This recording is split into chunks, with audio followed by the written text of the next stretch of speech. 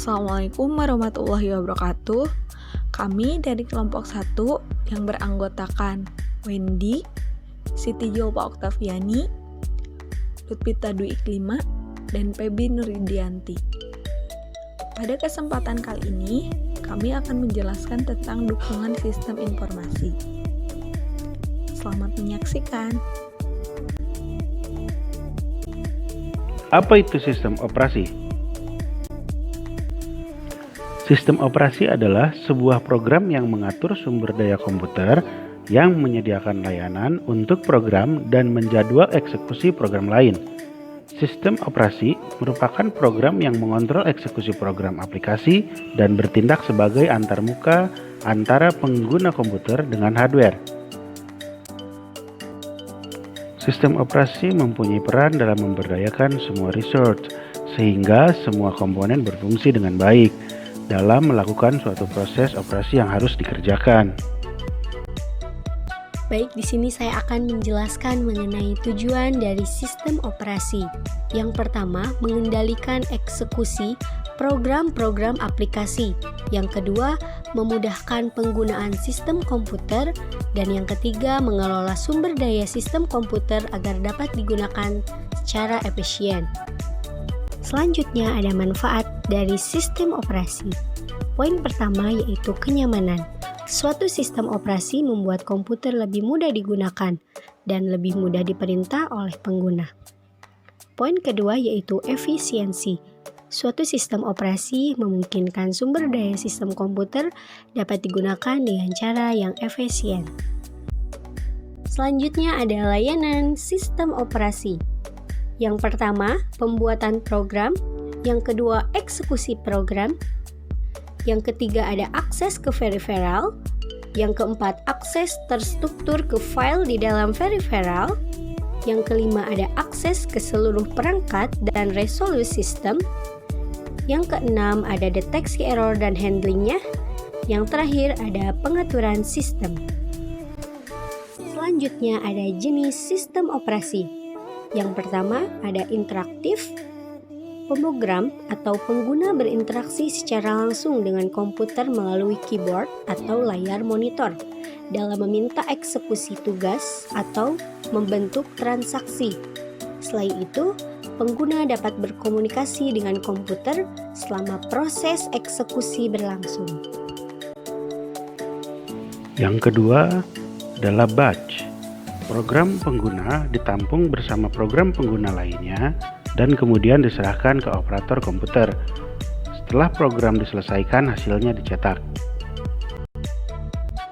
Yang ketiga, single program atau uniprogramming. Prosesor akan mengerjakan sebuah program pada suatu saat. Hal ini akan mengakibatkan pemborosan waktu karena komputer tidak bisa menjalankan lebih dari satu program bersamaan atau uniprogramming. Yang keempat, multiprogramming atau multitasking. Menjaga prosesor selalu berada dalam keadaan sibuk dengan membiarkan prosesor mengerjakan lebih dari satu program pada suatu saat, seolah-olah secara bersamaan, dengan cara memuat beberapa program ke dalam memori dan prosesor beralih dengan cepat dari satu program ke program lainnya. Hal ini akan membuat lebih hemat waktu. Akan tetapi jenis sistem operasi ini lebih boros resource pada penggunaan CPU. Permasalahan pada sistem operasi. Komputer dengan operasi yang bersifat interaktif mempunyai permasalahan ketika ada tambahan hardware dan software pada sistem komputer antara lain. Nah, yang pertama adalah penjadwalan, yakni pemesanan waktu secara blok untuk menyelesaikan sebuah program. Bila waktu yang dibutuhkan eksekusi program kurang dari blok waktu yang dipesan, maka ada sisa waktu. Demikian juga bila sebuah program dieksekusi dengan jatah waktu lebih dari blok waktu, maka program dipaksa untuk dihentikan. Yang kedua, waktu setup, yakni sebuah pekerjaan atau job meliputi penentuan compiler dan program bahasa tinggi atau program sumber ke dalam memori, penyimpanan program yang telah dikompilasi, dan membuat dan melakukan link program, objek dengan fungsi-fungsi program, di mana masing-masing langkah meliputi pemasangan dan penanggalan pita atau tumpukan kartu memerlukan waktu dalam setiap pekerjaan. Setup program agar dapat berjalan.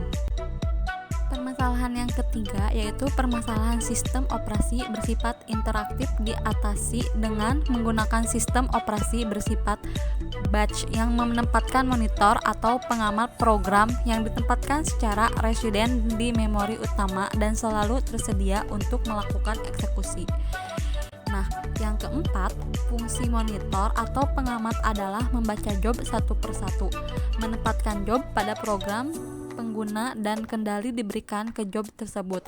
Bila job telah selesai, akan terjadi interrupt yang mengembalikan kendali ke monitor yang segera membaca job berikutnya. Dan ada juga fitur-fitur pada monitor. Nah, yang pertama, proteksi memori, yakni area memori yang berisi monitor yang tidak dapat diubah ketika program pengguna dieksekusi. Bila terjadi perubahan area memori, maka hardware CPU akan mendeteksi adanya error dan memindahkan kendali ke monitor. Nah, yang kedua, ada juga pewaktu digunakan untuk mencegah sebuah job memonopoli sistem. Bila waktu telah habis, terjadi interrupt dan kendali kembali ke monitor. Nah, yang terakhir, privileged interaction merupakan instruksi-instruksi tertentu yang ditandai khusus dan hanya dapat dieksekusi oleh monitor. Instruksi tersebut berupa instruksi input atau output, sehingga monitor menguasai kendali semua perangkat input-output. Itulah penjelasan yang dapat kami sampaikan tentang dukungan sistem informasi. Terima kasih telah menyaksikan. Assalamualaikum warahmatullahi wabarakatuh.